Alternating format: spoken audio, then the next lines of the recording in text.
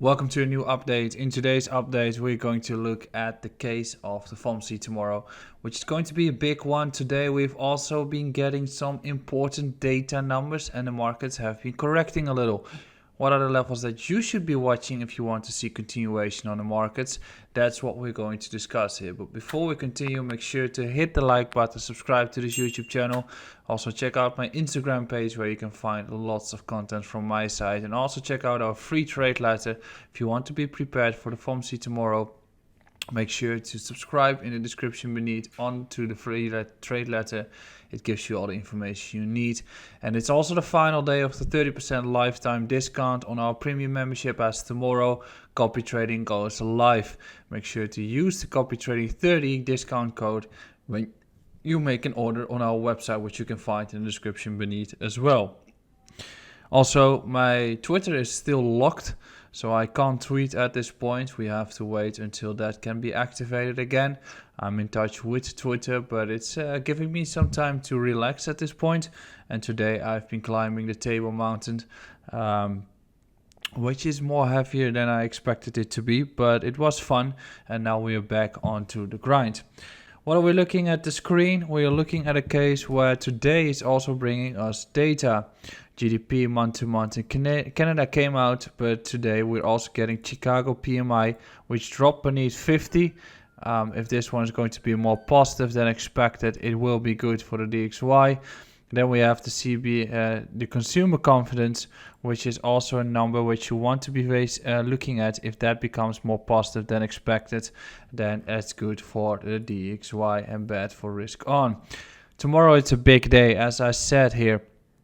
PMI is coming out, non-farm employment change is coming out, job openings are coming out, and PMI is an interesting one as we drop to 48. If this one is going to be lower than expected, it will be impacting the markets in a positive way. But if it is going to be heavier lower than this number, it will be a bad cause for the markets of risk on, as then the recession is just around the corner. Job openings, same ingredient, going to be important for unemployment rates and for the Fed. Until now, the jobless claims have been very positive, so probably this will be good as well. And then we've got the FOMC tomorrow eve. Unfortunately, I will not be live unless I'll be back earlier from my own meetup with Binance. If that's going to be taking place, I'll be definitely live here. Otherwise, we'll be providing multiple updates on Thursday. Also on Thursday, we've got some more big numbers coming in as it's tech earnings season.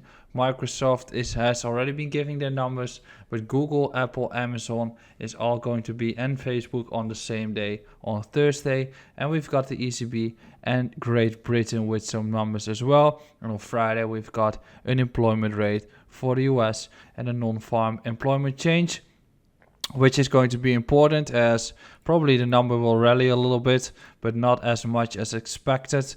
And then we've got the ISM Services PMI, which for the first time since COVID-19 and for the first time since 2011, we have been dropping beneath 50, as you can see here. So what are we looking at? We are looking to see or watching whether we can grind it back up above 50 at this point. If it's going to be lower than 50 and it sustains there, once again, the recession will be around the corner. So I'll be covering those topics in the coming days. Today we've had the first ones, which is the consumer confidence and Chicago PMI, which is coming out. And then tomorrow we're going to have the Fed. Now, when we're looking at the markets, we can see a case of the DXY starting to bounce, but there is no clear confirmation that we are actually switching trend unless we're going to have some severe bounces taking place today. We had a breakout and now we are looking for a higher low. If you're looking for entries on the DXY, you're definitely looking at a case around 101.9 points for continuation, and then we can start targeting 103 points at this point. The same goes for the NASDAQ. If the DXY corrects, NASDAQ goes up. If the DXY continues to rally, NASDAQ goes down. What we can see here, swift correction yesterday. Today is bouncing day in which we are having some rally back up, which we probably are going to continue depending on the data. If it does not and we flip beneath these lows, probably you're going to see a continuation of this downtrend towards 11,500 and potentially even 11,300. Finally, I've been saying some stuff about Tesla, which is currently correcting again. I said that I've been closing most of my position. I'm still into a small part of the position, but it starts to look weak. Probably we're going to have a drop towards the gap here at around 148 points. If that holds and we have another bounce up, that's the case where I'm going to take my profits. If we lose 148, I'll just close the rest. Going back towards Bitcoin, we see DXY is breaking out. We see Bitcoin breaking beneath, or at least having a very harsh correction yesterday. And within that correction, we have been marking a few levels of importance. For the first time, we have been having this fake out and drop beneath into the range. I said that based on this level, you clearly want to see a rejection at 23.3 taking place. If that takes place, you clearly want to see continuation downwards towards the range lows, which we've done. And in that perspective, we've got two scenarios to watch. The first one here is the scenario which we have been anticipating in the previous cycle. Rally up, break down, taking all the lows, another rally up. In this case, we've got a rally up, break down, not taking all the lows, and bounce, right?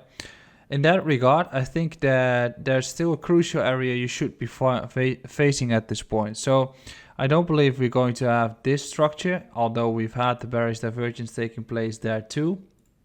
If you're looking at the 12-hour, we see a massive bearish divergence taking place here too, which generally means that we're going to have continuation on the downside. So I'm not favoring this scenario, but which level is crucial to watch if we want to have such a scenario taking place again.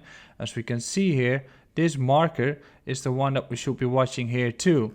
So if Bitcoin is able to crack through the entire area we have between 23.1 to 23.3.5, if that happens, we most likely continue towards new highs. So the range high we've got at 23.35, that is the level you should be watching if you want to get back into the longs at this point.